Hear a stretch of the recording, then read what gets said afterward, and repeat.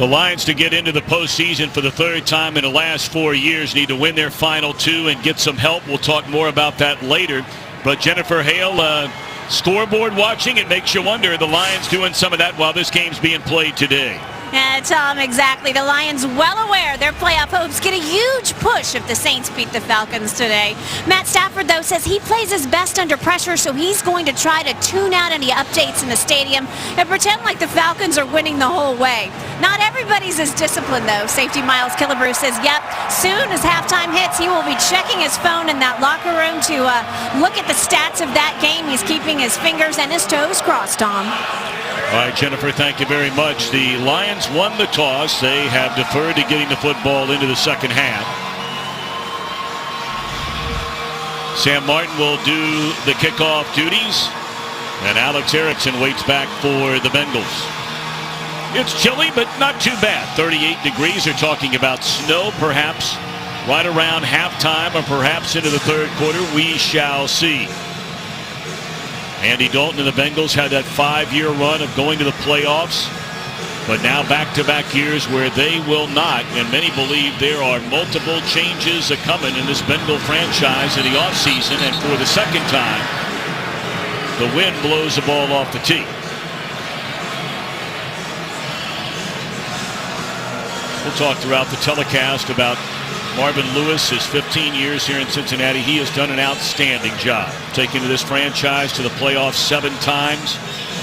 They had many off-field issues before he arrived. He's cleaned up most of that.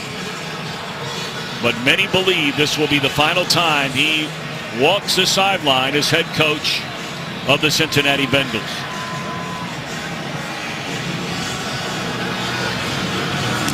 We are underway. Line drive kick, and Erickson 5 yards deep will take a knee. So that'll bring on the 7-year quarterback Andy Dalton. 204 passing yards per game, the fewest of his NFL career. This year he joined Peyton Manning as the only 2 quarterbacks in NFL history to throw for over 3,000 yards in each of their first 7 seasons. Cam Newton will join that duo sometime early this afternoon. Should get a little boost today from the return of Joe Mixon. They hand it off to Giovanni Bernard, and that's a gain of almost 9 on first down. Actually, I beg your pardon, that was Mixon. So the rookie is back in there after missing the last 2 games, suffering a concussion. But the big story up front, where they lost both their starting tackles last week. Well, you're going with the 2 Bowling is actually playing left tackle the first time in his career. And that'll be Mixon again, and that's enough for a first down on back-to-back carries. And Eric Winston at right tackle, and Lions on defense had their best game against the rush last week, gave up 43 yards against the Chicago Bears. Jarrett Davis, Tahir Whitehead's been a constant force in the middle. Darius Slay, the Pro Bowler, and Quandre Diggs has had his best year and probably the most underrated player on this defense. First throw of the game, it'll be Mixon, 3 straight touches and back-to-back first downs, at least very close to a second first down. Needed to get to the 47. It looks like Mixon has enough. He is some kind of talented player, well documented. The issue he had in punching a woman back in his early days at Oklahoma. But Marvin Lewis said the other day he has been a model citizen, and man, as far as talent goes, he has been blessed with lots of it. Yeah, I think at times he's been frustrated, but this year he's been pretty solid as the more experience he gets.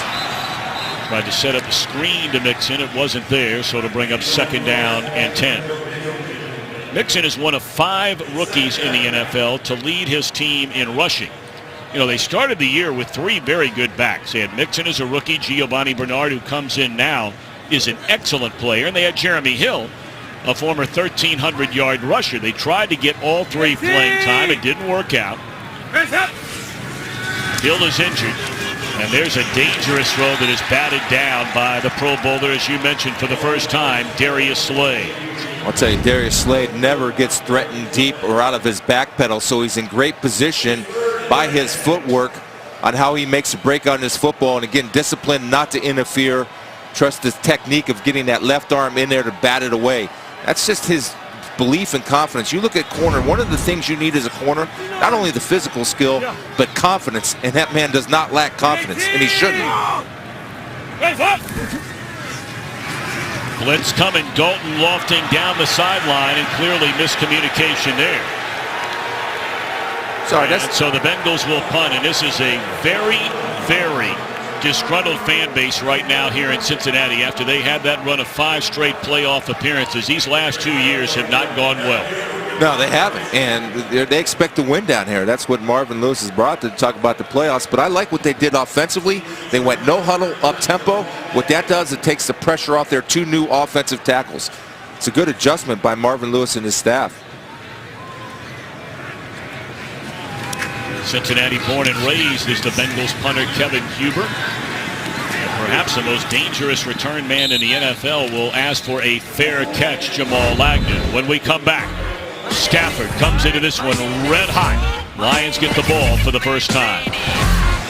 Matthew Stafford comes in on a roll. That 80% completion percentage over a 3-game stretch is the 4th highest in any 3-game stretch in the history of the NFL. They've won 2 of those 3 games. The only loss to Baltimore. On first down, getting more and more carries of latest Theo Riddick. And he is buried at the line of scrimmage by Vontaze Burfict. Now, big changes up front again for the Lions as well. They have injuries all over the place. Yeah, you see that whole right side is new today. Glasgow at center from his normal position at guard. Theo Riddick has taken over the full-time running back duties. Obviously, everybody knows what a threat he is on 3rd downs out of the backfield as a pass catcher. And we'll also see a former University of Cincinnati Bearcat factoring more and more into the Lions running game in Tion Green. Again, this is Riddick. And with Vontaze Burfict on the field, that was Dunlap on the tackle. This is a very different-looking Cincinnati defense when they have Burfict on the field. Well, in my eyes, if he stays away from all the issues that he has and he just focuses on being a football player and not take it personal, he's a top 3 linebacker. He is a difference maker, and guys rally around him because he makes plays. Big 3rd down for the Bengals. And every down is a big down for the Lions. This is a team that needs to win its final 2 regular season games. In a perfect world, Atlanta would lose twice. As the play clock is down to 2, and Stafford gets it in time. Good protection, and now he's forced to run. Headed for the sticks, and he will get there sliding. Just in the nick of time, or is it? It is very, very close. It is a first down. Actually, not bad protection right here by this new offensive line, especially on the right side. Matthew Stafford has time to survey the field. Everybody's covered. And people forget that he can run the football, and he's very effective with his legs. Obviously, Matthew's been around long enough, understands where the sticks are, and slides into second safely for the first down.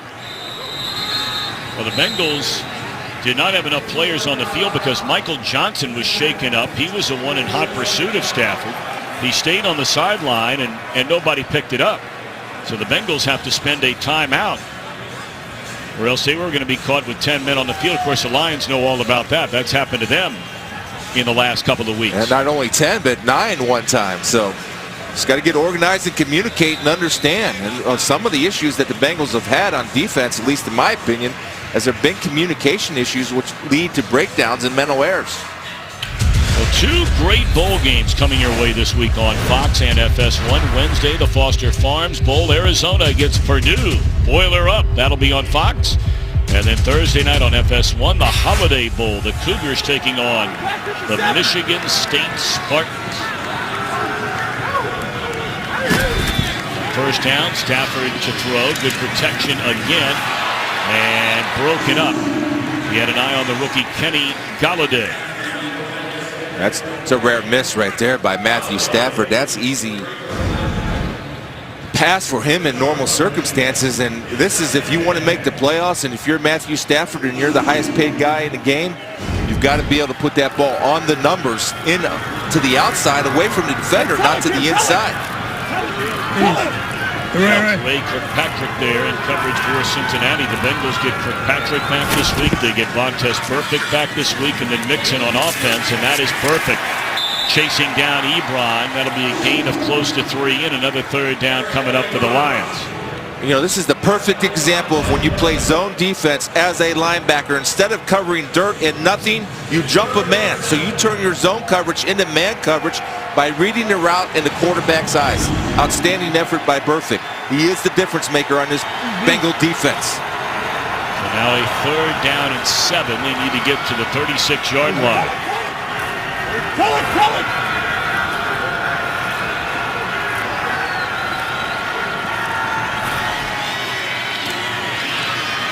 Protection starts to break down, and Stafford able to elude trouble, throws, and that is dropped.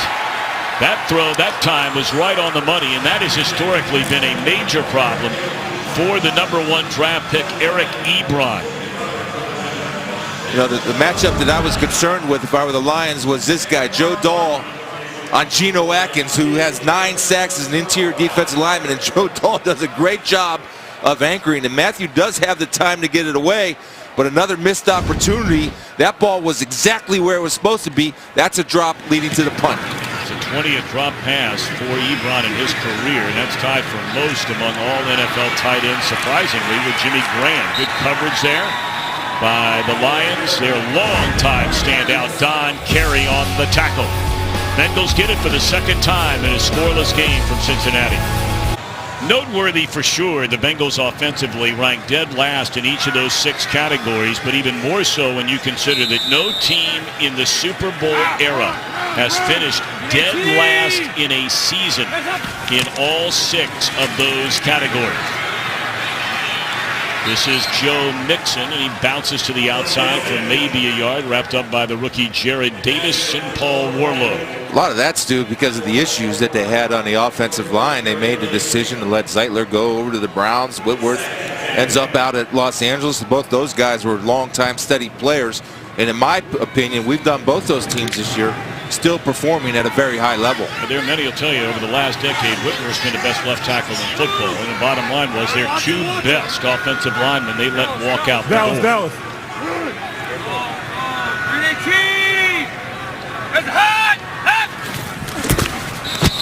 Someone blown dead from the start. Looked like Ashawn Robinson broke across the line of scrimmage, but was he enticed to come across the line of scrimmage? False start. Offense number 66. 5-yard penalty. 2nd down. Let's go downstairs and check in with Jennifer Hale. Well, Tom, the good news for the Bengals is so far these injuries aren't anything a little tape can't fix. Carlos Dunlap had some fingers taped, and you saw the Bengals have to eat a timeout on that Michael Johnson injury. It was his knee, and he got that taped up. His helmet's on, ready to go back in. Right now, Alex Erickson shaken up on that last kickoff. He's getting his right ankle taped and looks like he'll be just fine. All right, Jennifer, thank you very much. So the penalty will back the Bengals up. It is a 2nd down and 15 from inside their own 10. And Dalton out of the shotgun. Good protection. And that's Mixon again. Back to the inside and plows forward to the 19. Brings up 3rd and 5. And we check in for the first time today with our good friend back in L.A., Carissa Thompson. Thank you very much, Tom. We head to Tennessee following a Marcus Mariota interception. Jared Goff finds a very familiar target, Todd Gurley, for a 3-yard score. Rams' new kicker misses the extra point, so Rams lead 6-0. With the win, they clinch the NFC West. Tom? It's a dangerous team, those L.A. Rams, man. They can put up points in a hurry. They just completely throttled Seattle on the road last week. Everybody talks about what McVay's done for Goff. What about what McVay's done for Gurley? 3rd down and 5, and Dalton looking for the home run ball. And broken up, beautifully defended by the Pro Bowler Darius Slay in coverage of A.J. Green. You know, there's no substitute for speed right here. A.J. Green's going to beat him off the ball. Now he gets behind, but all of a sudden, Slay has this 2nd gear that all great corners do. You never give up on the ball. Contrary to misbelief that you do not have to look back for the football, especially if you're beat. You want to go up and play the hands. That ball looked to me like it bounced off A.J. Green's face. And A.J. Green's a Pro Bowler, a missed opportunity. And then you got to make those plays, and the Bengals aren't making any of those plays. And Tom, they haven't made them all year. That's an opportunity lost. Touchdown. Yeah, that ball hit A.J. Green in the face mask before Darius Slay ever got a hand on the football. Take a look. I mean, it is right there, perfectly thrown by Dalton, and a missed chance for the orange and black. Well, you know things aren't going well when you have your all-pro wide receiver, one of the best in the game, and the ball bounces off his face. Uncharacteristic drop by that man, A.J. Green. He's too good to let that happen. Theo Riddick cuts it back to the inside. Nice pickup on first down for Riddick. Sean Williams up to make the stop. Well, whether they tell you they're scoreboard watching or not, as Jen Hale reported just before kickoff, the bottom line is we are scoreboard watching. And Atlanta in the opening quarter is trailing New Orleans 3-0. Carolina 3-3 with Tampa Bay. Tion Green, the former Cincinnati Bearcat. And he's bottled up in the line of scrimmage about a yard short of a first down. We saw him make his NFL debut 3 weeks ago in Baltimore. He was a healthy scratch the first 11 games of the year. And now is very much a powerful running presence in this Detroit offense. He's one of those feel-good stories, Tom, that he had his chance to get his most carries in the preseason, in the last preseason game of the year against Buffalo, and played really, really well. Made the team. Now he's earned opportunities and touches for this Lions offense. The Lions on 3rd and 1 this season are 7 for 17. That is the second lowest percentage on 3rd and 1 in the league. And they're still brutal on 3rd and 1. That could have been intercepted by the rookie Jordan Evans. Chris Spielman on 3rd and a yard. How is any NFL offense 7 out of 18, especially an offense like this? Because they do not trust their offensive line to open up their holes. They do not trust their running backs to get the yard. And they have no effect in short yardage offense as far as running the football, so they have to force it and say, okay, Matthew, get us another first down. That's how they're 7 and 17. Erickson is back in the game, waiting on this end over end punt. He'll come up and get it and call for a fair catch of the 19. We have 7:17 to go. Evans wondering how that wasn't his first interception. No score. Christmas Eve 2017. We certainly hope and pray for a Merry Christmas, a Happy Holiday to all. Scoreless game, 7:17 to play in the opening quarter. Third possession of the game for Cincinnati. Waiting 40. Waiting. Legs up. Giovanni Bernard takes a handoff. Joe Mixon was shaken up on his last carry. And how about it, Jennifer Hale? Well, unfortunately for the Bengals, Tom, Joe Mixon now in the locker room. The good thing is he was able to jog in on his own power. It's his left ankle. They taped it up. He tried stretching it, tried to give it a go, but right now they feel like they need to do some further tests. Not the start he wanted after missing time previously with that concussion. Yeah, and you saw the tackle there. You thought, okay, it might be his right ankle. Yeah, you never know. It's the left, as Jen reported. Legs up. Second down, they take it to Bernard. And then Dalton is wrapped up around the neck by Ezekiel Ansah, who has his 7th sack of the year, healthy again. Well, he's so long right here. And I tell you, I haven't seen a sack when a guy goes over a lineman and sacks the quarterback, but you're going to see it here with Ziggy Ansah coming on Tyler Kroft. Just power rushes and bull rushes, puts Kroft on his knees and uses that long wingspan to seal the deal on Andy Dalton. That's just an effort and a 1-2 to get a quarterback sack. He's a force when he's healthy. Ziggy Ansah. And that has been a problem. He's had a back injury this entire year. He's missed 2 games, parts of 3 others. So now a 3rd down and 13. And Dalton lets it fly and dropped by Tyler Boyd. Boyd had an excellent rookie season. This second year has been a disaster. Yeah, he's a talented guy, normally sure-handed. Really good coverage by the rookie corner out of Florida, Tease Tabor. Right here, swapping that left arm, and Boyd is not able to get that left arm up there. You see that? Tabor grabs that right arm, gets away with it from the officials. Outstanding coverage by Tease Tabor. Third punt of the game for Cincinnati. And a short punt. Agnew a fair catch over near the sideline. An excellent field position for the Lions, just short of midfield. Well, Stafford, during the offseason, right before the start of the regular season, became the NFL's highest paid player. They started 3-1, and with the big injuries to Sam Bradford and Aaron Rodgers, you're thinking, all right, you got a shot to win the division. But then injuries hit the Lions. And here of late, along their offensive line. But at 8-6, still a legitimate chance to reach the playoffs. They beat the teams they're supposed to beat. They're 7-0. But they haven't beat the good teams they play. Well, and if they want to stay in the playoff hunt, they need to beat the team they're supposed to beat in the Cincinnati Bengals and take advantage of this field position. Wide receiver screen to Golden Tate. He grew up south of here, down in Hendersonville, Tennessee. What a remarkable free agent signee he's turned out to be. Already 4 straight years with 80 or more catches. He's now 7 receptions shy of 90 or more catches in each of his 4 years as a Lion. And this time in the hands of the former Bengal Marvin Jones Jr., having his best season in the NFL. This is just a great call and recognition by both Jones and Stafford. The corner up top, Dre Kirkpatrick, was playing so soft. That's just a rise and throw. You fall forward, you get 5 yards. That's built into the system. They'll throw it again on 2nd down, and that one tipped at the line of scrimmage by Dunlap, who makes a living doing that. And that 6'7" frame of his off the defensive end. They got to get into some type of rhythm, and they're going a little up-tempo to get Matthew Stafford in that rhythm. That's why you saw 2 short passes, Tom, because he was off target a little bit. You get those short passes going, he gets his confidence back.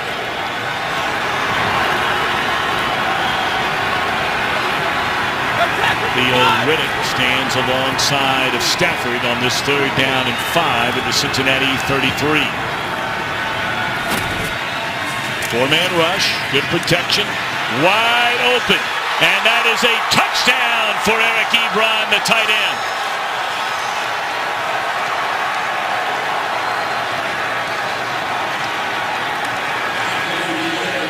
He beat the rookie Jordan Evans in coverage, and that's a mismatch from the get-go.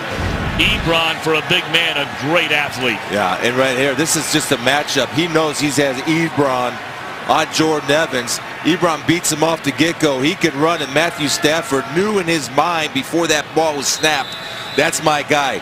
And he's been a feel-good story for the Lions. Remember, he had some drops. He's sniping back with the fans.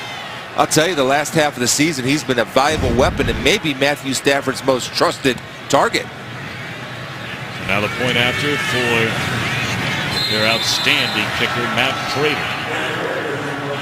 And the 2-time Pro Bowler bangs it through. 7-0 Lions with 4:54 to play in the opening quarter. We're back in 30 seconds after this from Duracell and Lowe's. You know, slow starts have really defined this Lions team this year. They've been outscored by 43 points in the opening quarter. And in fact, by better than 30 points just in the last month. But a rare lead in the opening quarter today. Yeah, and you know, you saw Matthew Stafford throw the perfect strike to Ebron, and I like what Jim Bob Cooter did. Saw his quarterback was struggling a little with accuracy. Short one to Golden Tate. Short one to Marvin Jones. Got him back in rhythm, recognition, and here we go. Erickson from the 3-yard line was shaken up on a punt return earlier in the game, and he is dropped right at the 11-yard line. Andy Jones making his debut. Here you go. If you're a linebacker, you're out in space, you're not used to playing bump coverage, don't play bump. Play off so you don't get beat deep. That's just common knowledge. You open the gate, you can't play off. Or you have to play off. If you're not going to bump him and let him run free, he's going to run past you. He knows how to run routes. You're out in space. You can't do that. Give yourself a chance by alignment. If you line up deeper, you have a better chance of covering the deep pass. You give up the short one. Well, he's filling in for their leading tackler, talented second-year linebacker Nick Vigil, who's a nice-looking player. Well, both of these teams have so many injuries. Of course, a lot of teams do. That's in the hands of Brandon LaFell, and he is thrown for a loss. Excellent play. It's hard to imagine that Glover Quinn is not going to the Pro Bowl again this year. He is just an excellent player. He's very good. Makes big plays, smart, available. He's always there. The thing about Glover, he was upset about the process of the Pro Bowl voting. And that's, you know, I agree with him. You know, if you want to change it, start a campaign to change it, Glover. Great player. A lot of people were upset that Harrison Smith didn't make the Pro Bowl. It is what it is. Has nothing to do with the team right now. Yeah. You talk about being available. This is the 131st consecutive start for Quinn at safety.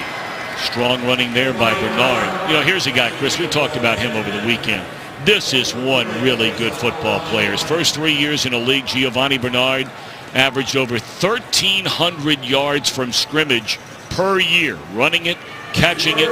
He got hurt last year, and remarkably, the first day of training camp after tearing an ACL last November, he was 100% ready to go. Yeah, with Gio, all you get is all he has, and that's all you can ask from any player. 900, 900, 900. Where are you? Let's up. Third down, and now that's a nice catch by the 7-time Pro Bowler, A.J. Green. Yeah, this is more like it. This is who he is. Good recognition on the back shoulder throw because Slay's up top. We talk about it every week. If the corner's on top of the receiver, that's when the back shoulder comes. If the corner's behind the receiver, that's when you throw over the top. Good read between Dalton and A.J. Green. Well, they'll put it in LaFell's hands this time. And he's matched up over there with Nevin Lawson. When you talk about Dalton and Green, they were the Bengals' first 2 picks going back to 2011. First round and second round, Green, then Dalton. They are starting the 98th game of a possible 110 together. And they've been the best quarterback-receiver combination in the history of this Bengals franchise. Giovanni Bernard powers his way across the 40, close to a first down, up near the 42. Yeah, they've been consistent. And, you know, this is the down year for everybody. Everybody's involved and everybody's responsible for this year. But Andy Dalton and A.J. Green are pros. They're competitors. And this, I like what I'm seeing from the Bengals. They're coming out and playing. They're not shutting it down. They're coming out and playing and competing. After getting beat 67-14 in 2 weeks, you probably should come out and play. But they're doing it today. At least they're competing, playing hard.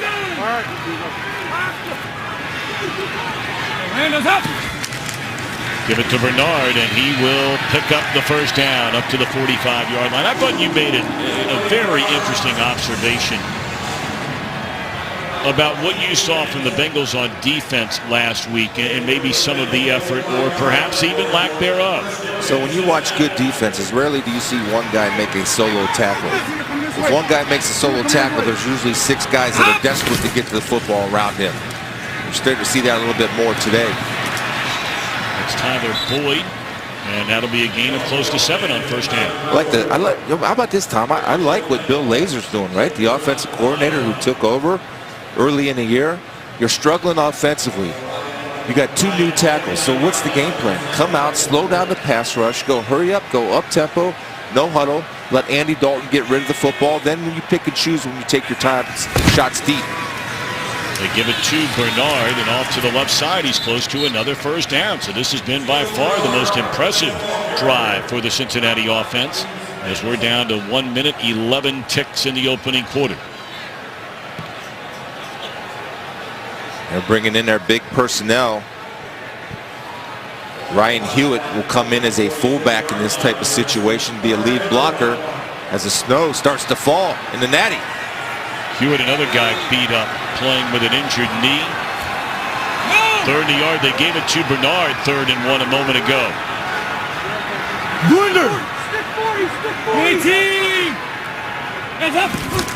And Bernard will get it again. And it looks like he will barely have enough to pick up the first down. He didn't need much. But we'll see depending on the spot of the football.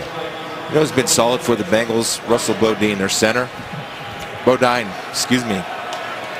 Bodine on that last 3rd and 1 took A'Shawn Robinson, drove him off the ball 4 yards. This time he was able to create the surge, get low pad level, and drive the defender back to allow Bernard to get the first down. Yeah, Bodine has been a starter since they drafted him in the 4th round out of North Carolina 4 years ago. So, end of the opening quarter. The Lions trying to keep their playoff hopes alive, a 7-0 lead. Now, most categories pretty much a wash outside of time of possession owned by the Bengals. For the game's only score, a touchdown pass Stafford to Eric Ebron from 33 yards out. 1st and 10, Cincinnati. And Dalton throws it right into the arms of awaiting Quandre Diggs. For Andy Dalton, that's his 12th interception of this season, and I'm not sure who he was throwing that one to. Well, he's throwing it to A.J. Green coming across, but the most underrated player on this defense this year has been Quandre Diggs. Andy Dalton's going to throw off his back foot and trying to throw to a spot, but there's nowhere close. And again, the Bengals end up shooting themselves in the foot. And that was almost, I hate to say it, but I got to call it like I see it. That was a little bit of a panic throw by Andy Dalton. And Diggs has been outstanding. Played nickel. Tavon Wilson got hurt. Outstanding safety. They move him back to safety, and all he does is make plays. He's done it all year. He really solidified himself in that nickel spot a year ago, but then he got hurt. But has gotten a lot of playing time and quality playing time this year. This is Amir Abdullah. First time we've called his name today. Was inactive for a couple of weeks and came back last week. Was on the field for less than a dozen plays. Only played 8 plays, had 3 touches in 8 plays, and many are wondering about his future as a Detroit Lion. And takeaways, the name of the game for this Detroit defense. You know, you can look at some of the stats, and they are where they are, maybe in this category or in that category, but when you take it away 28 times, and if they score on this drive, it would be over 100 points they scored off of turnovers. Abdullah again. Broke 1 tackle, and this will bring up another 3rd and 1. This is that boogaboo we talked about earlier with this Detroit offense. They failed on 3rd and 1 2 series ago. I guess they're going to call this now 3rd and 2 as Mixon makes his way back to the Bengals sideline. Yeah, they also take out Michael Roberts, their blocking tight end. Eric Ebron has already made his presence felt as receivers checking in here at the slot.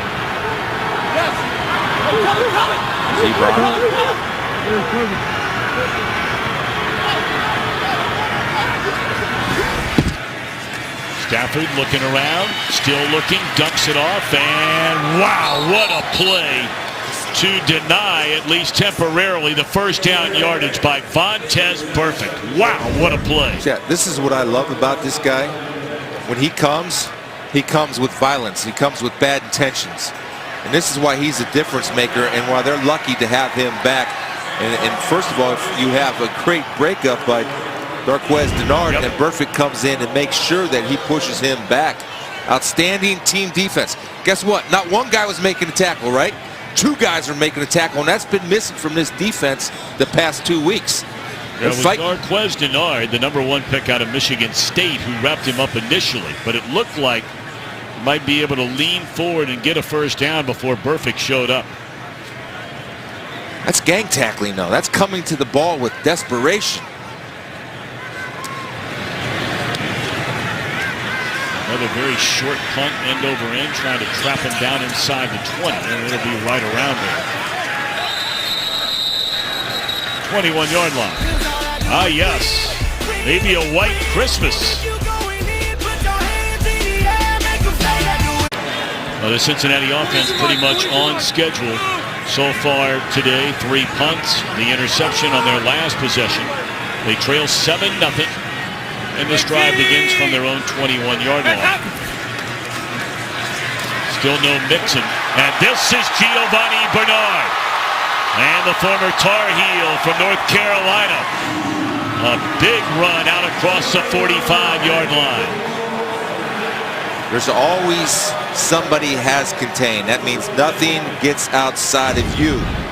Nevin Lawson right here is the furthest most outside. That ball has to go back inside. He's going to come up here and give himself up, leaving a short corner, and Giovanni Bernard showed great patience and hit that edge. You know, one of the questions around here in Cincinnati, we talked about the trio of running backs they had when this season began as Bernard is stopped at the line of scrimmage. Jeremy Hill, a former 1,300-yard rusher, went to a Pro Bowl as a rookie, got injured. But right from the get-go, you still had early in the year a healthy Hill. You had Giovanni Bernard, you had Joe Mixon, and many around here say, well, why isn't that trio or at least 2 of those guys like the duo down in New Orleans? There have been a lot of questions as to with that kind of talent, why has that not been utilized more frequently? Well, I think the Joe Mixon thing was the guy that's going to be the star and will be the star eventually. Just don't have enough balls for 3 of them. This throw there, he had Tyler Croft down the middle of the field inside the 30 and overthrew him. Well, he again, matchups, recognition. Croft is an outstanding receiver working on Tyre Whitehead.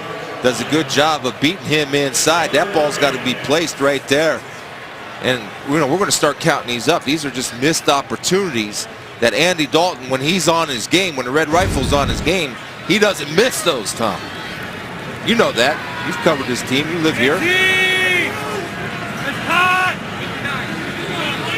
Third down and 10 for Dalton and the Bengals. Good protection. And sitting down right in the middle of the zone. That's the Tyler Boyd the Bengals saw a year ago as a rookie. And that'll be enough for a first down. He does a real good job. Tease Tabor just loses where he is on the field. Gives him too much space to work.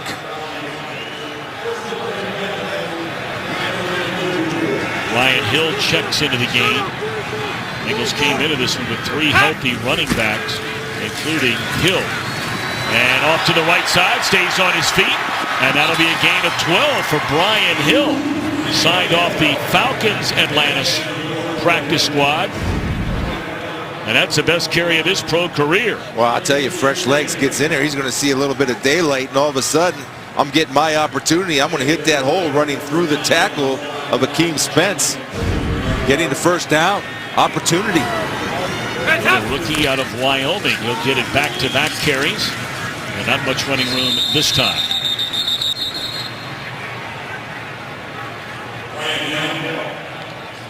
You know who's doing a good job is Bowling. Clint Bowling. Normally your left guard playing left tackle today, and I kind of been keeping an eye on him. He's a steady football player. He's solid. He's been doing an outstanding job in run blocking and pass protection. Right here.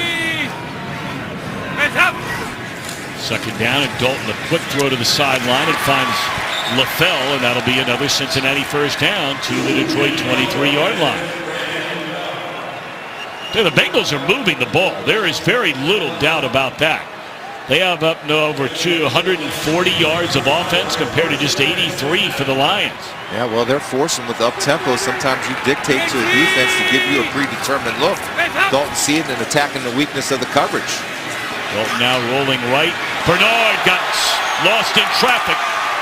And he's all the way down inside the 10-yard line. It'll be first and goal for Cincinnati. Well, slow recognition of the screen allowing the offensive lineman to get out in front of Bernard. Watch this. They do a good job of being patient with it. You get Jalen Reyes-Meben caught up inside, and Bernard, because it's zone coverage, and those guys are running off down the field, is off to the races. Got Bodine and Hopkins in front of him. So inside the red zone, this will be Dalton. And he cuts it back to the inside. I think you and I were both surprised. You know, Dalton ran a lot of that read option kind of thing back in his college days at Texas Christian. We know Cam Newton has the most rushing touchdowns of any quarterback over the last 7 years in the league. Andy Dalton has the second most. Look at some of those numbers going back to his days in college. Yeah, this is amazing right here. 22 touchdowns, and he understands how to get the ball in the end zone. He actually does a very good job of protecting the football when contact's coming. But Andy Dalton can run the ball, and I actually like the play call right there because you've been successful running that play by handing the ball off. You take it one way, they come back the other way, and just know where to go for Dalton. You came to the short side of the field, which doesn't give you a lot of breathing room. So now it'll be third down and goal as they're backed up outside the 10, spot the ball at the 11. Right here, the Lions normally like to go ahead and play zone here and play it safe. And don't forget, the back line of the end zone is your 12th defender, so you got to make sure that you don't fall off the cliff and let any Bengal offensive receiver sit on that goal line or right past that goal line. So the Bengals 4 for their last 4 on third down, but this one's third and goal from the 11. Yeah, they're going to play zone here on him. 4-man rush to the end zone, and he had Tyler Croft again and just missed him. They did. I mean, these are opportunities that they're leaving on the field. This is normally a connection that they hook up because he's going to get Tyre Whitehead coming because Glover Quinn's going to vacate, help on LaFell. And that ball was, I thought Tyler Croft, to be honest with you, Tom, he's got to go up with 2 hands. I know that ball's high, but he's 6'6". he's got to go up with two hands, and that's just a missed timing and missed rhythm, something that's been plaguing this offense all year. Randy Bullock on for a 29-yard field goal try, and it is good. So a lot of missed chances in this one for the Bengals. Their first 3 points of the game. They have the early miss to A.J. Green, a drop by Boyd, and now this on the 3rd down. And the officials need to warm up every now and again, too. Gene Steratore, our referee. Yeah, tight hamstrings, working those hamstrings. You don't want to pull up. Of course, he was in the news for using that card to make sure there was, room in between the ball and the first down stick. I don't know why everybody made such a big deal out of it. For the life of me, he's just doing the job of making sure he's crossing every T and dotting every I. Abdullah, not Agnew, brings it up to the 24-yard line. The talk around Cincinnati for the better part of a year centers on Marvin Lewis, the winningest coach in franchise history. 4 AFC North titles. 7 times the Bengals in his 15 years have been to the playoffs. But of course they are winless in his 7 games as head coach in the postseason. And, look, we don't know if he's going to be back. Nobody's talking about it. There were reports last week that he would not be back. Lewis vehemently denied all of those reports. Mike Brown, the owner of the team, and his family let Lewis, for the first time in 7 years, go into the final year of a contract this year.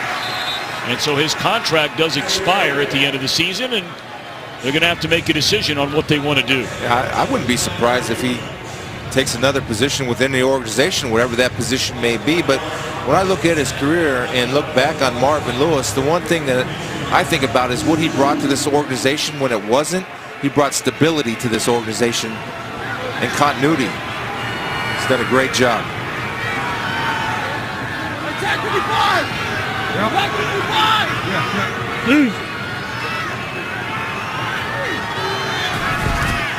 Second down and 11. Stafford gets it away to Riddick out of the backfield. Try to spin move, and a nice play there, Bale.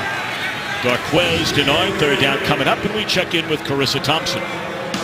Thanks, Tom. We head to New England. Pats down 10-3 in the first. How about that nice one-handed grab by Rob Gronkowski? New England trying to clinch a first-round bye game, tied up at 10. Tom? All right, Carissa, thank you very, very much. 3rd down for the Lions in a 7-3 game. We'll talk more and more about the Marvin Lewis situation as this game rolls on. We're still in just the second quarter. 6:08 to go until halftime. Good protection. And that is Marvin Jones Jr., originally a Bengal. And that's good enough for a first down to the 45. First of all, it's all set up because Marvin's going to come here. You're going to see Golden Tate come here. He's going to draw up Vontaze Burfict, which allows that hole to open up because Vontaze Burfict jumped the short route. That left that window so Matthew Stafford could throw the fastball straight in there to Marvin Jones to keep the chains moving for the first down. Got to be disciplined in your drops. He's looking deep to short. Vontaze, not short to deep. Hey, Curtis! Curtis! You gonna do? Hey, right. You're right. Go right. They give it away in time, and that is a very talented rookie, Kenny Galladay. And a big gain of 14 down to the Bengals' 41-yard line. It's numbers. They got 2 guys here. Vontaze is going to go here. You have 3 on 2. You got a hat for a hat, and you got a first down. This is just all numbers. You got a hat for a hat, and it's a first down, and they're so far off that he's catching the ball in stride, running with his shoulders downhill. Again, this is offense, and Matthew Stafford dictates a lot of this offense at the line of scrimmage. Jim Bob Cooter and he have great trust amongst each other. And that completion makes it now 7 straight years of 4,000 or more passing yards for Matthew Stafford.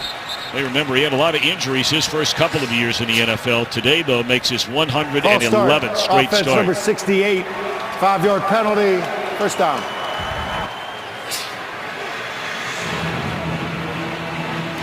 And if you're wondering, where that stands in the history of the league, Peyton Manning had 8 of those. Drew Brees zeroing in on yet another. It would be 12 for him. Well, he's been something, and you know the biggest knock on Matthew Stafford is what? You haven't taken him over the edge of the playoffs. That's how you're going to be defined eventually. His numbers are great. And dropped behind the line of scrimmage by Michael Johnson. Well, Michael Johnson's going to get off the football really quick right here, beating Cornelius Washington on a quick swim move over Barkley. Then you see right there, Corey Robinson just could not get out of his stance, was laid out of his stance, and Michael Johnson beat him with speed and quickness. So between a penalty and now a loss, it's 2nd down and 18 for the Lions, back to midfield. Big screen down alert for the Bengals. Or a little delay, they didn't fool anybody. Most notably Carlos Dunlap, who's been all over the field early on here today. They know by scouting report that when you're 2nd and long like they are, the thing you try to do is pop a screen or a draw to get yourself in a manageable 3rd down. And Carlos Dunlap, being a crafty veteran that he is, was waiting for the running back Theo-Riddick. 2nd most sacks in the history of the Bengals franchise is Carlos Dunlap. Eddie Edwards, remember him? Absolutely. He's the all-time franchise leader in sacks.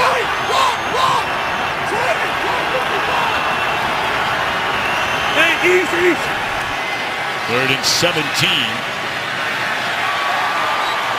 And Stafford was immediately under heavy pressure. And it's incomplete, and the Lions will punt it. Carlos Dunlap actually coming out on a zone blitz, taking away the hot read from Matthew Stafford on Eric Ebron. Outstanding recognition by Dunlap.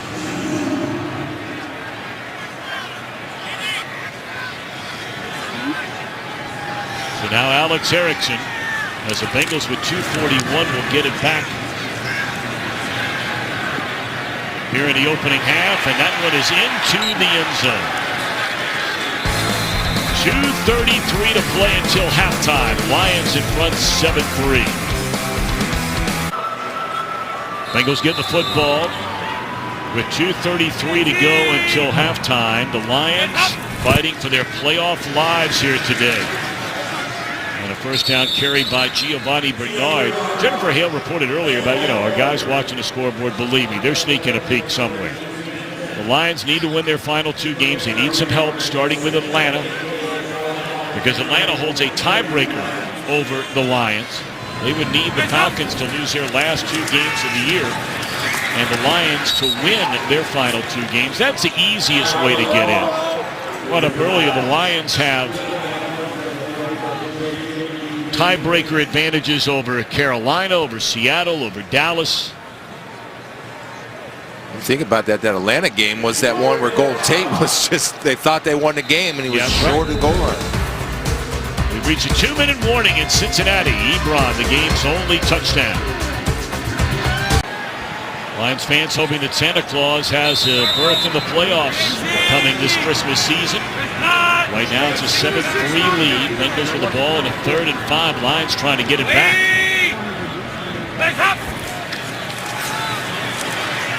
Looking for A.J. Green.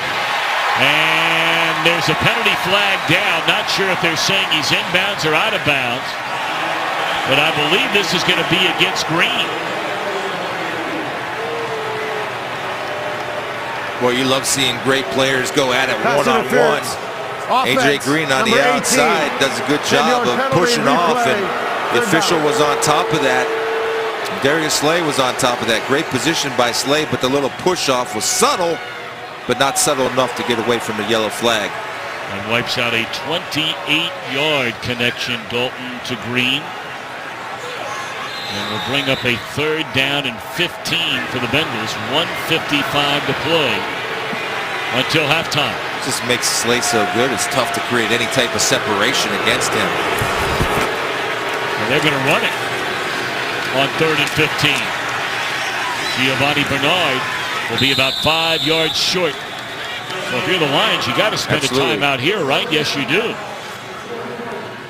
So the Lions will get it back before the half with a couple of timeouts in their pocket. Visa halftime coming up. How about it, Kurt Menefee? Coming up on a jolly edition of the Visa Halftime, the Patriots look for a gift today against the Bills. The Chargers hope for a Christmas miracle as they take on the Jets. And Santa, can you help the Chiefs wrap up the AFC West? At least one of us will have our dignity intact when we come back for the Visa Halftime. Kurt looking good. Absolutely. He's committed with the reindeer horns. Yep. That one Santa we had on our coming out shot, he wasn't committed. He didn't have the beard on. No, you're right. Yeah. You talk about that a lot. You got to be a team player. If you're going in, go all in. Can't shut her down. It's like Jamal Agnew. He'll go all in. Dangerous return man. 2 returns this year for touchdowns on punts. Lions should get good field position. Kevin Huber puts a left foot on it.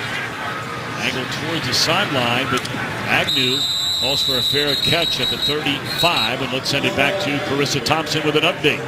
Big Sam back to Tennessee. Rams down 10-6 in the second after a defensive touchdown for the Titans. But how about this? Todd Gurley takes it 80 yards for the score. He already has 166 total yards and 2 touchdowns on the day.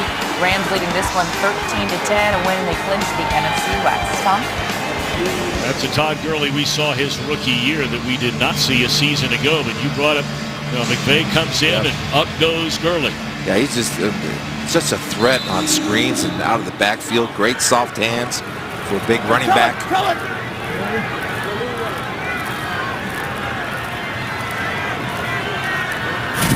All right, so Stafford and the Lions trying to add to this lead before halftime.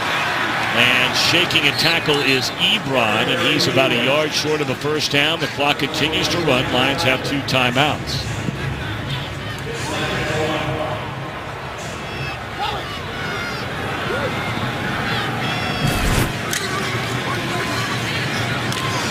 Another quick slant, this one to the rookie Galladay, and now the Lions into Bengal territory. That'll move the chains.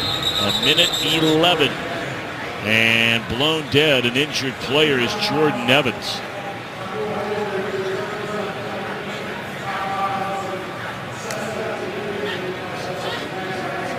Well, there's so many injuries on both of these teams. The Bengals, the last 2 weeks when they gave up all those points, they were just blown out of the gym by both the Bears and the Vikings. But they were missing 6 defensive starters in both of those games. Yeah.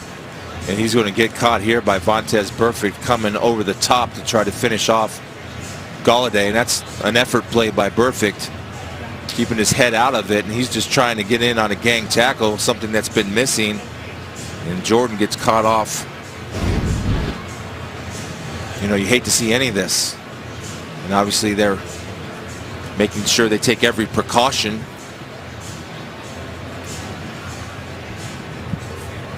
Well, you look back to the way this season started for the Bengals and the fact that they didn't score a touchdown their first 2 games of the year. They fired their offensive coordinator. We'll get back to this in a minute. Let's check in quickly with Carissa Thompson. Thanks, Tom. We head to Carolina. After a Bucs field goal, Demir Bird returns the ensuing kickoff, 103 yards for the score. Carolina looking to clinch a playoff spot with a win today. Panthers leading this one 12-6. Tom? All right, Carissa, we're certainly keeping an eye on that one. But, they had a chance 3 weeks ago when they played the Steelers. They had pulled within 1 game of 500, very much in a playoff race. They had a 17-3 lead at halftime. And that was a game where Ryan Shazier was seriously injured. Vontaze Burfict took the big hit. I mean, it was the most brutal football game as far as hitting that I can remember in the NFL in a long, long time. And many of the Bengals paid the price with injuries in that game, and they've never recovered since. Yeah, it seems like it was almost like Pittsburgh took something out of them, because then they go to Chicago and get beat, 33-7, or here get beat 33-7 at home, then go up to Minnesota and got beat 34-7. That's why I was anxious to see what Bengal team was going to show up today. And the one thing you can say is that they're not shutting it down. They're playing. They're giving effort. Now, it might not have the success, and it doesn't have anything to do with effort. As long as you're giving the effort and guys are flying around, and 55 is a difference maker on this defense because he's flying around.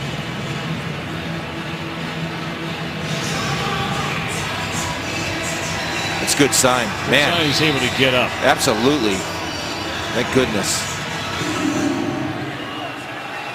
All right, so first down and 10. 1:11 to play until halftime. The Lions with a pair of timeouts.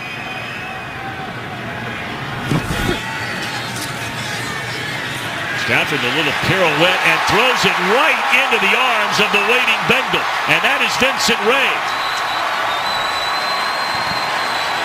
That is a huge turnover and a huge mistake. As Perfect comes limping off the field in incredible pain on the Bengals sideline. Well, we just talked about him, right? We know he makes plays. And I promise you, if he was on the field against Chicago or Minnesota, they wouldn't have put 34, 33 on him. But because of the hit on Stafford, the ball's off target. And Vincent Ray gets an early Christmas present from Matthew Stafford. But that's Perfect, again, making a play and being a difference maker. And I submit to you and to anybody listening, if he could not take things personal on the field, focus on playing for the team and the Bengals, he is a top 3 linebacker as far as pure football performance at that position. Well, you saw him get the sack, and then his right arm got caught under Stafford, and then another Lions player fell on top of it. He is walking around in a lot of pain on that Bengals sideline. So now Cincinnati with the ball. And Giovanni Bernard denied the sideline, wrapped up and thrown to the deck by Whitehead.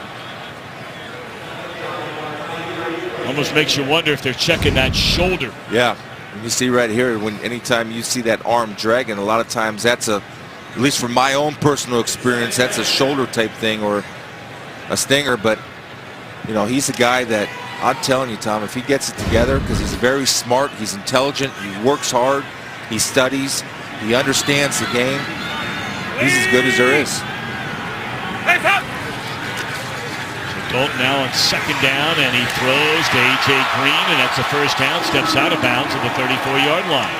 Okay, read the corner, throw the corner. Tease Tabor, the rookie, gets caught up inside. Tease Tabor's going to be right here. He's going to come down into this flat. You have to play deep to short. You got to give that up.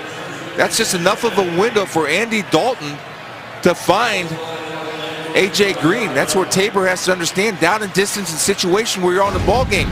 Drop deep. Don't worry about the short one. He's going to reach you and throw you. If you're up, he's throwing deep. If you're back, he's throwing short. The Bengals at the Lions' 35-yard line and going for the strip sack and coming up empty originally. And now just flipping the ball out of bounds. Dwight Freeney still in search of his first sack since joining the Lions a month ago. Nearly had one there. Well, you know, if you've never played tackle before and you're going to get out here on a guy that brings straight speed to the ball game, this is all Freeney does. He just does a little dip in speed. And he almost had his 126.5 career sack, and he's kicking himself for that.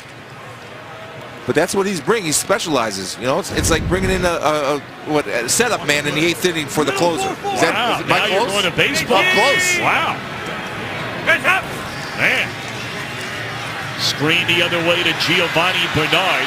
And he's inside the 25, run out of bounds at the 24. That'll be a first down. 39 seconds remain. And we send it to Carissa. Tom, we go back to New Orleans. The Saints up 6-0 in the second after a Marshawn Lattimore interception. Drew Brees and the offense take over, connecting there with Ted Ginn Jr. for that touchdown. So if the Falcons lose out and the Lions win out, then they go to the playoffs. Right now, Saints lead this one 13-0. Tom? All right, Carissa, thank you very much. Former Buckeye, Ted Ginn Jr. Yeah, you're not going to catch him from behind. No. Not even at 30 years old. Dalton looking around. Again, lays it off to Bernard out of the backfield, and he's to the 17-yard line. Bengals have one timeout left, and the clock continues to run. This patchwork offensive line, outstanding job of protection. That route took a long time to develop. Plenty of time to throw it. Now Dalton rolling right, and nearly just threw into the arms of a Detroit defender.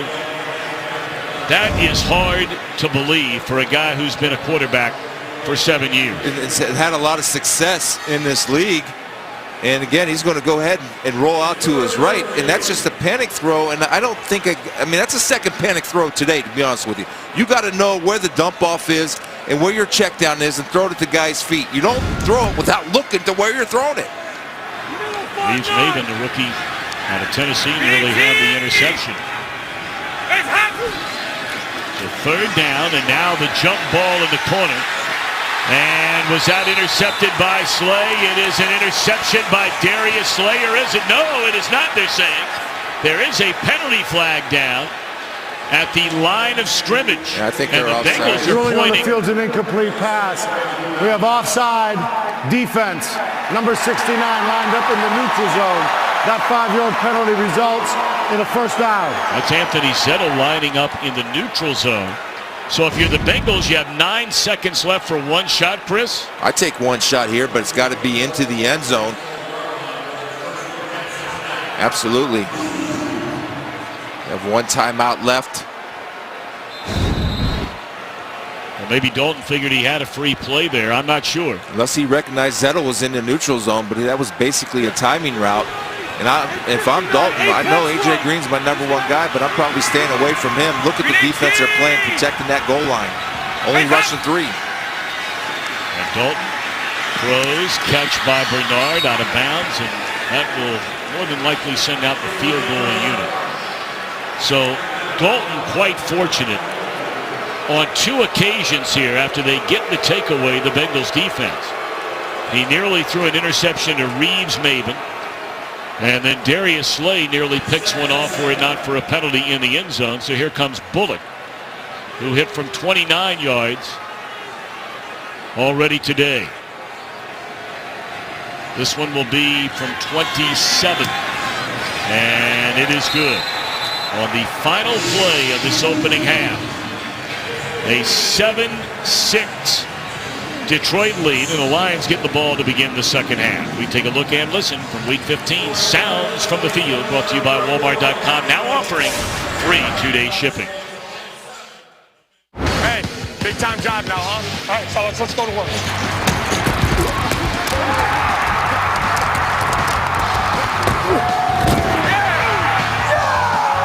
Big time drive. Let's go! All right, Chris Spielman, before we get to the Visa halftime, 2 questions I got to ask you. Let's start with the Lions. They had the most to play for here. Your impressions of the way they played the first 30 minutes of this game? Well, I think they've been a little bit sloppy right here. I do think they'll make some adjustments, come back, and try to get Golden Tate involved in the offense. He's a guy that's going to have 100 catches again or 90 catches again. He has to be involved in this offense. If he gets short passes going to him, that opens up deeper routes. And for the Bengals, you wondered, based on the way the last couple of weeks, what would we see here today? Would we get a professional effort? What do you think? Well, they've gotten a professional effort. Vontez perfect on defense, and I'll tell you, the offensive line, for having 2 new starting tackles in there, have done a pretty solid job, both pass protection and run blocking. Do you get into halftime sometimes in a situation like Jim Caldwell? Do you want your head coach at this point to come in there and say, fellas, we're playing a team that's been getting their tails kicked for a number of weeks this year. If we have any hope for the playoff, are you looking for the rah-rah thing right now? No, I don't think this team responds to the rah-rah thing because Jim Caldwell's not a rah-rah guy. Jim Caldwell's very matter of fact. This is our situation. The Bengals are down. We're only up 1. How bad do you want the playoffs? If you want it, you're going to go out and grab it the second half. Well, if they're going to take a look at some of the scores, and Jennifer Hale talked about that before the game, well, you're going to walk in, and this will make you very happy what you see the first score with New Orleans, a 13-0 lead over Atlanta, Carolina 12-9 over Tampa Bay. But again, Atlanta, Lions are hoping the Falcons lose their last 2, Lions win their last 2, and they know they're going to the playoffs. Detroit will for the 3rd time in 4 years.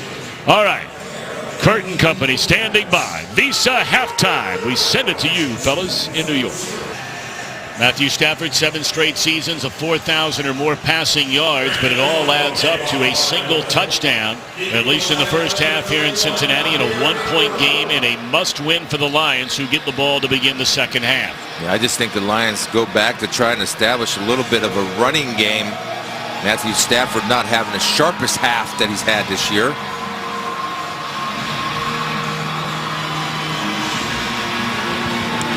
So we're underway here in the second half on Christmas Eve in Cincinnati, and from the 5-yard line, this is Amir Abdullah. He was so good returning kicks, you may remember his rookie year. And a good return here up to the 34-yard line. Lots going on, Jennifer Hale. Well, Tom, Marvin Lewis very pleased with the effort his defense showed in that first half, especially on third down.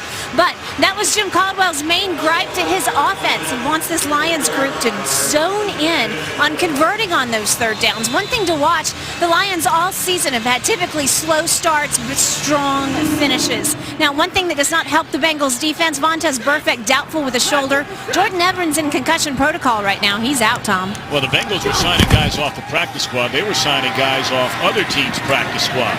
As that's Kenny Golladay on a first down and a gain of close to 4. So, I mean, they were beat up there already. Vincent Ray was injured last week. He's coming back to play. Vigil put on the injured reserve after an injury. And now Burfict comes back after missing the last 2 weeks, and he's out. Yeah, and you have in his place Hardy Nickerson, number 56. His dad was an outstanding player with the Tampa Bay Buccaneers for many years. Defensive coordinator at Illinois. He'll get his opportunity to make something happen. Second down, and they give it to Keon Green. And he's very close to a first down, maybe a yard short. Now, this was something, again, we brought up earlier. But it's now 3rd and 1. I just was talking about Hardy Nickerson. He was so convinced that they were going to run the screen that he vacated the area to where he was supposed to be, where they run the ball. And that's, you know, not only the physicalness of Vontaze Burfict that you missed, but also the mental ability that he has, not only to line people up, but he rarely makes a mental error as far as gap responsibility goes. Nick Ballore, a backup linebacker, checks into the backfield. We saw him catch a touchdown pass in Baltimore 3 weeks ago, and a quick pitch to Abdullah, who cuts it back to the inside and converts on a 3rd down and a yard. Tell you, that's so will move the chains. That's not a bad job, Tom, by Michael Johnson. And you think, why don't you go attack him?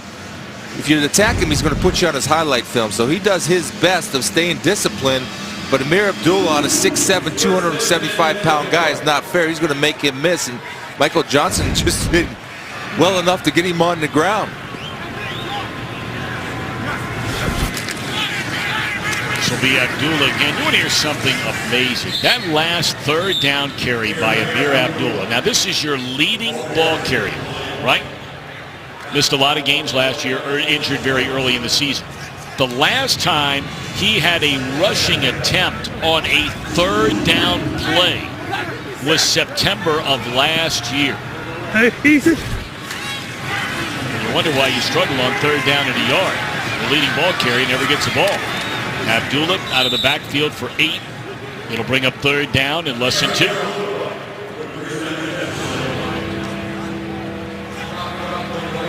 And of course, it's been well documented. The Lions have not had a running back rush for 100 yards or more in their last 66 games. That's the 3rd longest drought. The Bengals in the early 90s went 67 games, so the Lions could match that today. The all-time record is held by the Cleveland Browns in the late 80s, early 90s, as Sean Williams is shaken up and sent to the sideline.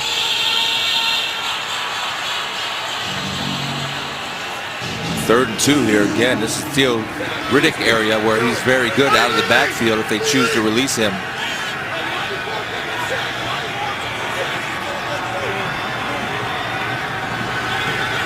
Opening possession of his second half, and Stafford rolling.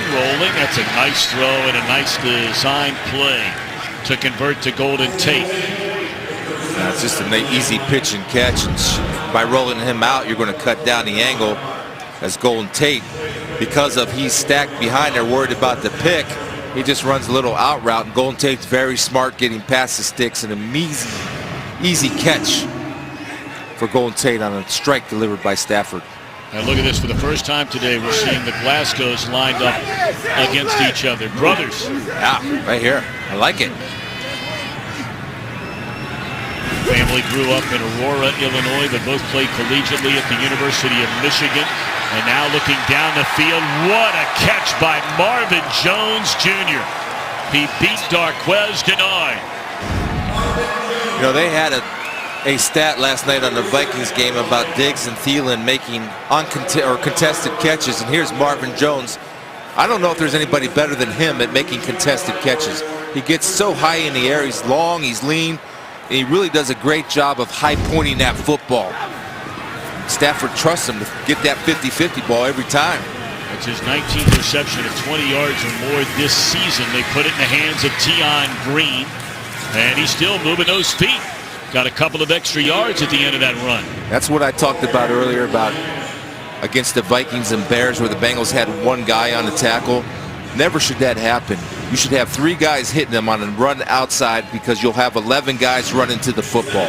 And now we're starting to see the effect and feel the absence of number 55, Vontaze Burfict. The Lions have just marched straight down the field on this opening drive, and now it's second down inside the 10. 9th play of this drive.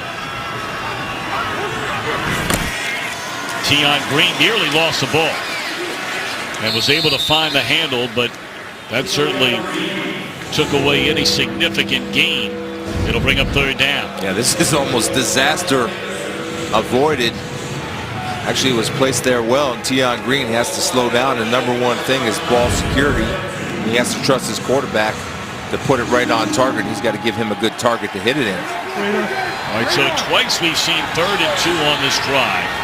We've seen a pitch to Abdullah, and now the Lions are going to call a timeout. Or will it be the Bengals? Yep, it's Marvin Lewis that will be charged with the timeout before this 3rd down and 2 from the 5-yard line. It's a singing competition that starts with the 4 best singers. The 4 battle for stardom. Panel includes Sean Diddy Combs talking about buying an NFL team. Diddy. DJ Khaled, Meghan Trainor, Charlie Walk, hosted by Fergie. The vocal combat begins Thursday, January 4th, right here on Fox. Marvin took that timeout to get a personnel adjustment in. Wanted Lawson in there as a pass rusher. Right here's Lawson in the 58.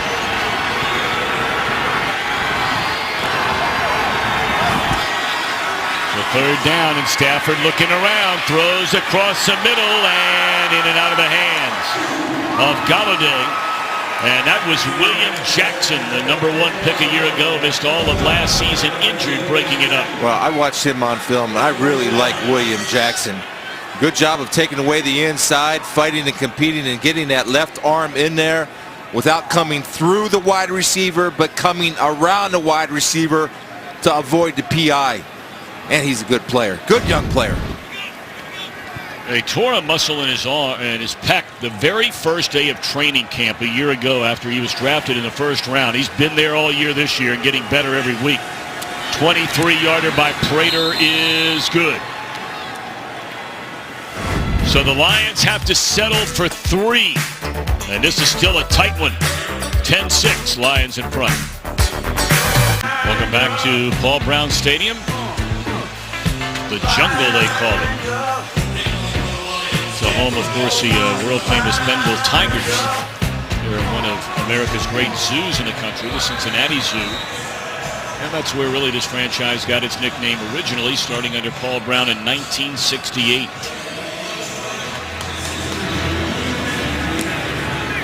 Under 9.5 to go in the 3rd. And Erickson will take a knee. Bengals get it for the first time in this half. The Walter Payton NFL Man of the Year Award recognizes players who have made a significant impact both on the game and in their communities. For the Lions, Haloti Ngata. And the Bengals, Michael Johnson. Couple of defensive linemen making a difference. And the winners will be announced before Super Bowl 52. To learn more, visit NFL.com/Man of the Year. Some of the negative PR the NFL is taking hits on this year. There's so much good that the NFL does and its players do. It's just amazing the amount of charity guys do. And they pitch it to Malone. First time we've called his name all day today. They are very excited about this rookie out of Tennessee, a 4th-round pick.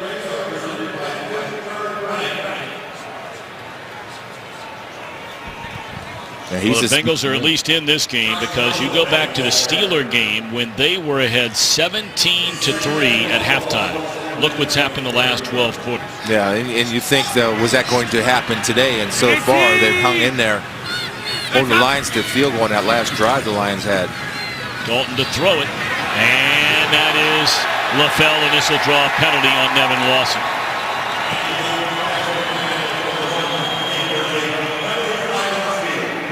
Pass interference. Defense, number 24, spot foul, automatic. First down. This is that run pass option that we're seeing a lot of in the league, and you have LaFell working on a smaller Lawson, so Dalton's going to throw it up over the top, and Lawson knows he's beat, so he grabs him early to get the pass interference. But that's made its way in to the NFL. The only difference between college and the pros run it, the pros offensive linemen are only down the field 1 yard, where the college offensive linemen are allowed down the field 3 yards, so it's much more difficult to defend in college. And then Lawson is a man after that penalty who steps up and delivers a big hit on Giovanni Bernard on a first down run. You remember in the first half when he gave up that short corner? Not this time. He's going to compete, and he doesn't make the same mistake twice. He understands that he's the furthest most outside guy. Instead of taking on the blocker, he's coming in avoiding blockers and making a solid, outstanding tackle. And it looks like Bernard got his feet caught up underneath. And they're taking a look at him right now. Well, we haven't seen Joe Mixon since very early on in the opening quarter. Bernard able to get up and walk off. And I think I speak for anybody that lives in and around this area. If there is one guy on this team that'll lay it on the line every play, every down all year, it's Giovanni Bernard. Take a look at Giovanni. You know, if he's walking, he's going to get every shot he can play, because they're down to numbers at the running back position. They're down to 1. And that's Brian Hill, the rookie out of Wyoming, and they're going to throw him the ball. And he stumbled initially, cuts it back to the inside, and that's how you stay on the field. Across the 30, inside the 20, and all the way down to the 18-yard line for the rookie Brian Hill. Just his second career reception. So the one thing he's bringing is fresh legs and speed. After he catches the ball, because of the nicely thrown ball by Dalton, where the transition from catch to run is smooth, LaFell knocks off Tahir Whitehead just enough and allows him to seep through that hole with speed and burst. Now they're going to hand it to him. And he's inside the 15, down to the 14-yard line. He nearly fell over. Yeah, he's excited.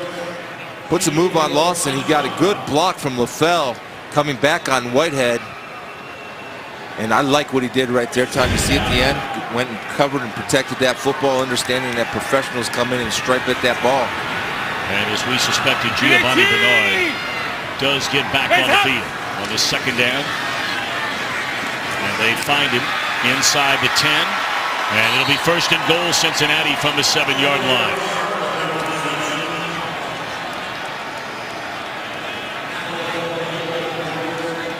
It has been a monster day for Bernard. He's averaging nearly 6 yards per carry. He has 6 receptions for 45 yards. And this is a Giovanni Bernard the Bengals saw the first 3 years of his career and into a 4th year last year before he got hurt. Dalton rolling, throws to the corner, and that's Tyler Boyd, and he's run out of bounds at the 1-yard line.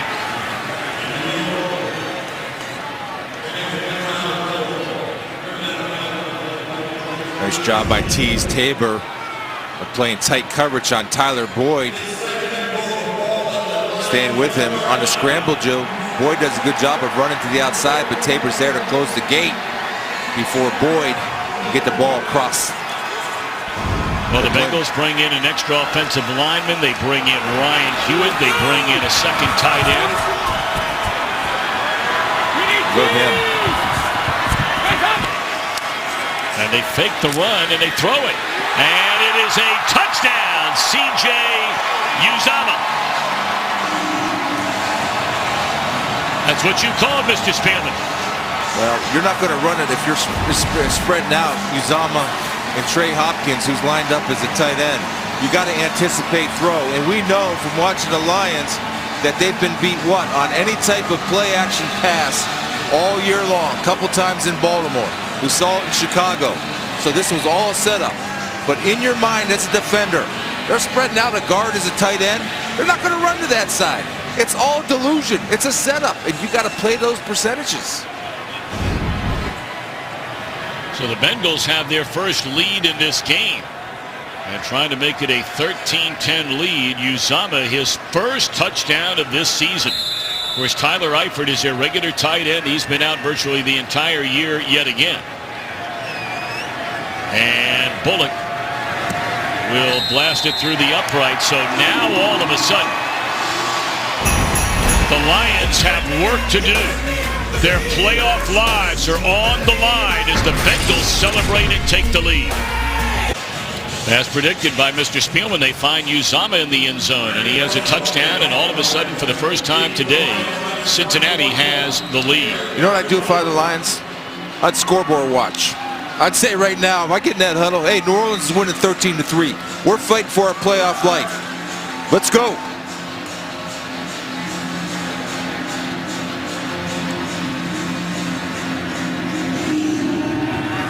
Puts a foot on it, and this will be Abdullah from the 2-yard line. He had a real nice return the last time, and this one up to the 24. Two great bowl games coming your way this week on Fox in FS1. Wednesday, the Foster Farms Bowl. Purdue taking on the Arizona Wildcats under Rich Rodriguez. And then the Holiday Bowl. The Cougars taking on Mark D'Antonio's Michigan State Spartans, only on FS1. Well, you got the Pirate Mike Leach and D'Antonio. I don't know if there's two different coaches in the world than those two guys. There's no doubt about that. More ways than one to get it done. Both of them. Great job. So there you see the numbers. 13-3 is the big story, at least for the time being. Now, Carolina is an important story, but they're one game better than Atlanta. And that is Darquez Denard chopping down Galladay, and we send it to Carissa Thompson in L.A. Thanks, Elmo. We get you an update on that game. Bucks down 12-9 in the third quarter. Jameis Winston finds Bobo Wilson for this 18-yard touchdown. So if the Panthers come back, they clinch a playoff spot. Bucks lead 16-12. Tom? All right, Carissa, thank you. Now looking for the home run ball is Stafford. And a penalty flag down on Trey Kirkpatrick. If that's on him, that'll be his 6th pass interference penalty on the season, and Kirkpatrick can't believe it. He can't believe it because he's going... Defense number 27. Spot foul, automatic. He's going right First to down. Fedulum because he's thinking Fedulum's going to help him deep. And they've given up a lot of passes. Here's a pre-snap communication. He's not looking. He's looking. So he's beat deep. So all of a sudden he says, all right, I'm beat deep. I know that I got Marvin Jones. I got to tackle him. The Bengals have given up so many big plays because of a lack of communication in the back end. And Stafford will make you pay and exploit you if there's no communication. And that's what he's yelling at Fedulum for. That is the 18th pass interference penalty against Cincinnati this year. That is by far most in the NFL. If you're wondering, the league average is 7. This is Amir Abdullah. And Iloka wraps him up after an 8-yard gain. 35-yard penalty.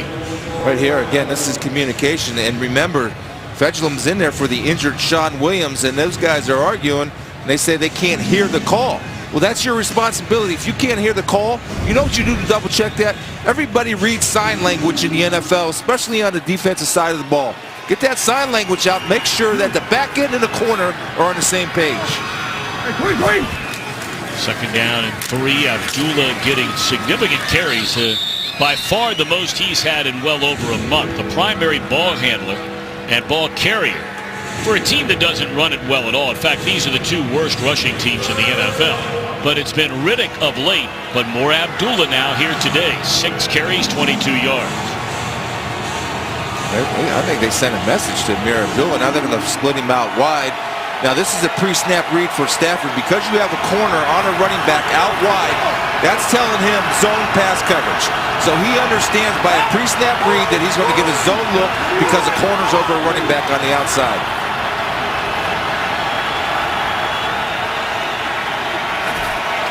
Imagine we see to the left, it will be Marvin Jones Jr., and he gives up the football, and they're saying incomplete.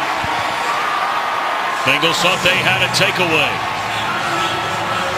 That's a missed opportunity by Marvin Jones Jr. This is a matchup that he trusts right now in this ball game, and he puts his ball right where it needs to be, and that's a drop. This might be the best long-range kicker in the history of the National Football League. A 50-yard field goal try for Prater. He's hit 7 of 10 from 50 and beyond this year alone. Good snap, good hold. And it's nowhere close to getting there. Actually, it was a low snap. Bad hold. Oh, looked good to me. You're right. He missed it. You're right, Tom. I'm wrong. That's a first. So this is a mishit. How I know it's a mishit? Because in pregame he hit one from 60 going this direction. And I don't know if his foot hit the ground first or not, but that ball came out awful low. And Matthew Prater does not kick low balls from 50 yards away. Now Dalton on first down, and they tried to set up a screen to Brandon LaFell, and that was read beautifully by Quandre Diggs. Quandre, MVP of the defense, along with Slay. Versatile. I love the tempo here by the no huddle by the Bengals. That's their rhythm. They have nothing to lose. They're protecting their offensive tackles by slowing down their pass rush. A.J. Green stutter steps by Slay and picks up 17 yards. That'll be a Bengal first down across midfield. Well, Darius is playing so far off right here that A.J. Green has room to maneuver after the catch. Gives a little shake and is off to the races. Slay's more comfortable when he's up there pressing, getting in their face. A.J. Green, his third catch for 48 yards, and this is Giovanni Bernard for maybe 2. You know, A.J. Green, you look at his career, a Pro Bowler in each of his first 6 seasons, now a 7th season. He went into last year, you may remember, he missed the final 7 games of the season and wound up with 964 receiving yards as they're taking a look at Nevin Lawson down on the field. So he came up just short of another 1,000-yard season.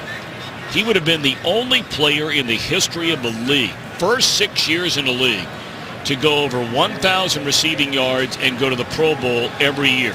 He'll go over 1,000 this year, and he'll go to his 7th Pro Bowl. Yeah, well, he's so talented, and you know, even in the beginning of the game when he had that long pass that bounced off his face mask, that's so uncharacteristic of A.J. Green. But like receivers, everybody talks about corners have to have short memories. Guess what? It works the other way too. Receivers have to have short memories after drops. Name of this stadium, one of the greatest football coaches in football history, the great Paul Brown. He coached at your alma mater in Massillon, Ohio. Won 6 state championships, moved on to The Ohio State University. Won a national championship. The Cleveland Browns won football championships. The first coach of the Bengals and led the franchise right from the get-go. And we thank the Massillon Athletic Department as well as the Massillon Tiger Football Museum. In fact, your stadium in Massillon is named after Paul Brown. Paul Brown Tiger Stadium. Let's check in with Carissa Thompson. Next time we go back to Tennessee. So they were all tied up 13-13 in the third when Jared Goff hit Sammy Watkins on the slant for this 3-yard touchdown. Rams clinched the NFC West with the win. They're up right now 20-13. Tom, Chris, and Ted. Well, they're going to take, it looks like, Nevin Lawson straight into the Lions locker room. He is clearly shaken up. He's had a good year for this team. Yeah, he's a competitor, and they do have an experienced guy that comes in. It's DJ Hayden. They have Tease Tabor, who's the 2nd-round pick out of Florida as a corner, so they do have some personnel back there. Darius Barnes, number 29, seems to be in right now. Oh, excuse me, I read that wrong. It looks like Jamal Agnew. Yep. 39. Agnew is a defensive back by trade, but he's done a great job in returning punts, and now he'll go back to the Lions sideline as they bring in DJ Hayden. Not only that, Tom, they also have a little bit of an offensive package. Sure. For Agnew. Has 2 catches and 2 receptions on the year. Explosive. There you go. There's DJ Hayden, number 31 down here. If I'm Cincinnati, I go after him. Right there. Off the bench. Take a shot.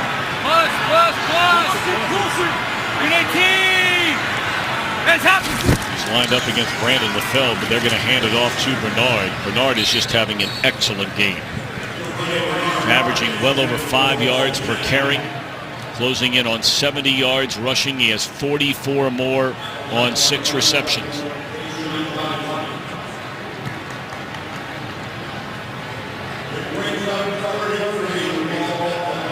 And we have not been told that Joe Mixon's injury, an ankle injury early in the game, is still keeping him out of this game.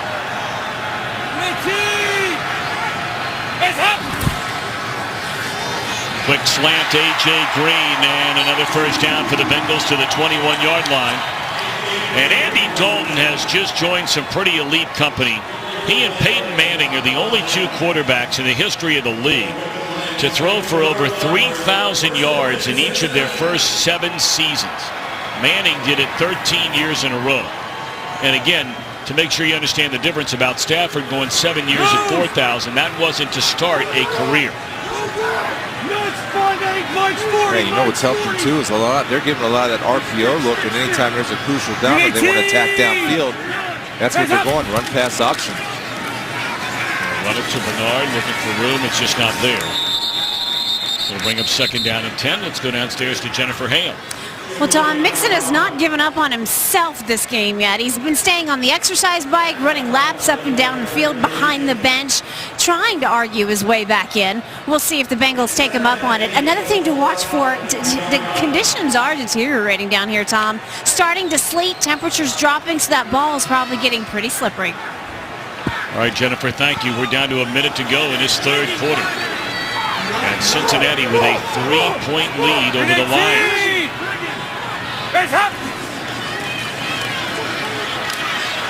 Bernard able to spin out of a tackle, and look at Giovanni Bernard. It's one of the reasons he is a fan favorite here for the Bengals. Broke a tackle by Whitehead, the Lions' leading tackler, and picks up a first down. So the question that was asked as he spins away from Tahir Whitehead, will the Bengals show up? Will they be pros or will they be frauds? Look at this effort. That answers the question for me. They've shown up today. They've played hard. Now, if you're the Lions, you're in that huddle. Hold them to a field goal. We're fighting for the playoffs. Somebody step up and make a play.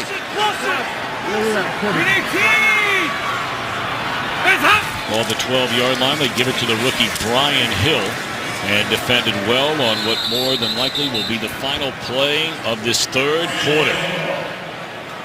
Well, no one is the king of comeback more than Matthew Stafford, and he will go into the 4th quarter trailing on the road 13-10.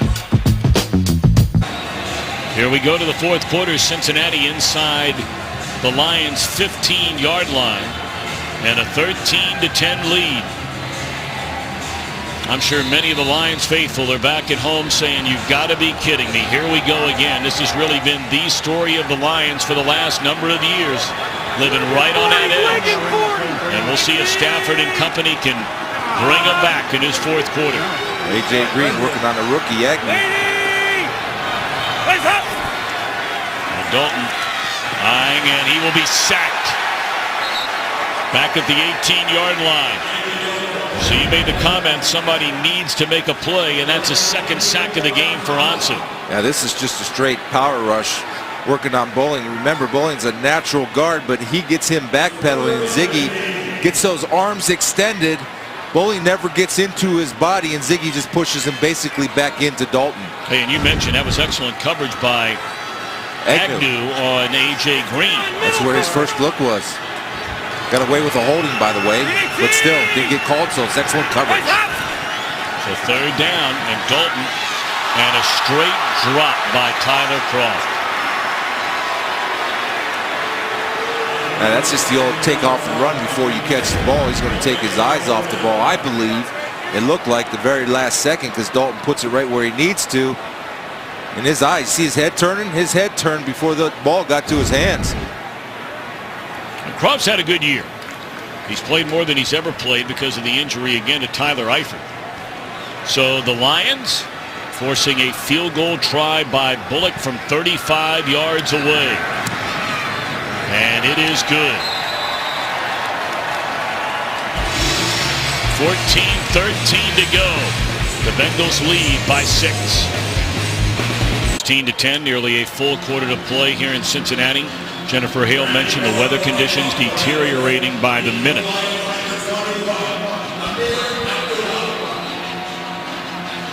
And the Lions will get the football after the field goal by Bullock to make it a 6-point lead for the home team.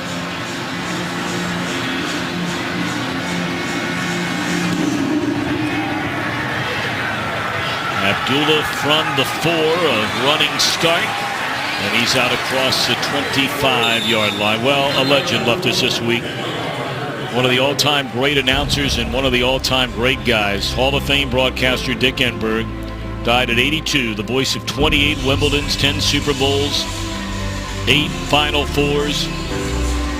He leaves behind his wife Barbara, 5 children, their 3 grandchildren, and his longtime partner who's made his home here in Cincinnati since his playing days. Honored before the game today, Bob Trumpy. We had a chance to see Trump before the game, and very sad about the news of his longtime partner. And what a man Dick Enberg was. Got a chance just the last number of years to know him. He finished his career announcing the San Diego Padres. Oh my.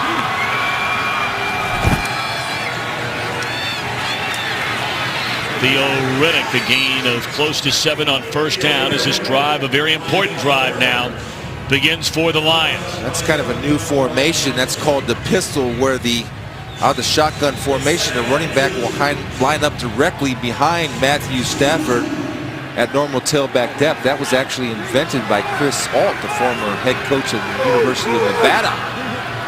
Wolfpack. Give it to Riddick again.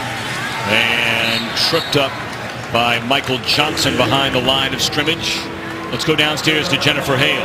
Tom, the injury bug is now spreading over here to the Lions sideline. Starting cornerback Nevin Lawson is now being evaluated for a concussion. Doubtful that he'll return to this game. So a bit of a blow to the Lions D there. 3rd and 1, right? The Lions' success on 3rd and 1 is not very good. They bring in their big people. Are they going to try a battle of wills? The Glasgow boys going at it. Who's tougher? They bring in Ballore again, the backup linebacker in the I formation with Tion Green, and they'll give it to Green.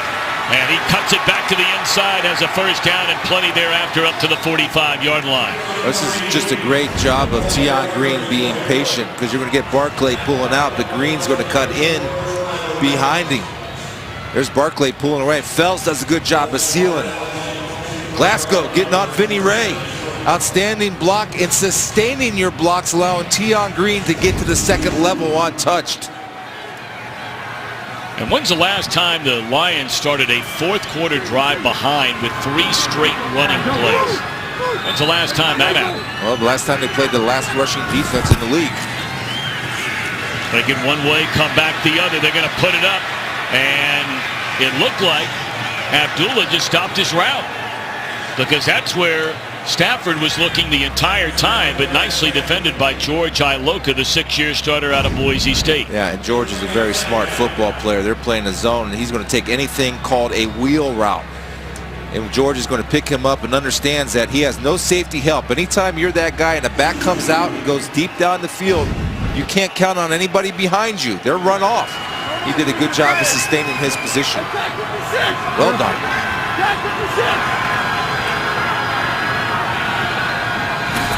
Second down and 10. They fake the handoff. And now Stafford triple pumps and throws into dangerous coverage by Dre Kirkpatrick, who was with Kenny Galladay. The coverage is good. Everything's good. But you know what's different in the field? I see these guys, all these guys, they're playing with emotion. Watch this. Kirkpatrick's going to do a good job breaking up. Galladay misses, but everybody's excited. Vinny Ray's excited. Past 2 weeks, none of that was there. No love for the game. It's here today. 3rd down with 12 minutes to go. And a timeout.